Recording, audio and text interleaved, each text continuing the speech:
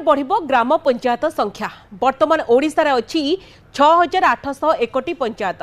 यह संख्या यथेष्ट भाव में वृद्धि पाई पारे। तेबे कम संख्यक गाँव को नहीं पंचायत गठन करा राज्यपाल समीक्षा बैठक पर एभली एक गुरुत्वपूर्ण निष्पत्ति निया जायछि। 2027 पंचायत निर्वाचन पूर्व पुनर्गठन पर सुपारिश करा जायछि। 2027 आगरु हेबो पंचायत पुनर्गठन, 2029 पूर्व हेबो ब्लॉक पुनर्गठन बोली मंत्री कहिसंती। पंचायतराज मंत्री रवि नायक एने बड़ बयान रखिसंती। राज्यपाल ए विषय आलोचना करिसंती। विभागीय अधिकारी सहित होईछि आलोचना, जहा कहिसंती विभागीय मंत्री एवं पंचायत निर्वाचन पूर्व पंचायत पुनर्गठन कराजिबो। 2029 साधारण निर्वाचन पूर्व ब्लॉक पुनर्गठन हेबो। पंचायत को सुदृढ़ करने को काले राज्यपाल एने प्रस्ताव दैछंती बोली विभागीय मंत्री कहिसंती।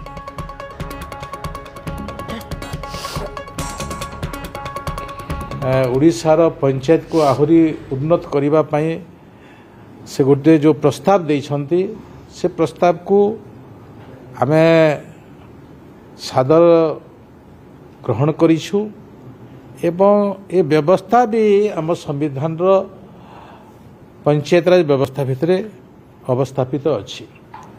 आमे पंचायत पुनर्गठन करि परिबा, ब्लॉक पुनर्गठन करिबा, पुनर्गठन कले प्रशासन लोकों पाखक पहुँचब, लोक योजना जानी पारिबे। जेते बेले लोक योजना जानी पारिबे सेते बेले लोकंकर समस्या दूर हो पारिबो एवं सरकार किछि करूछंती बोलिका से भी हृदबोध करि।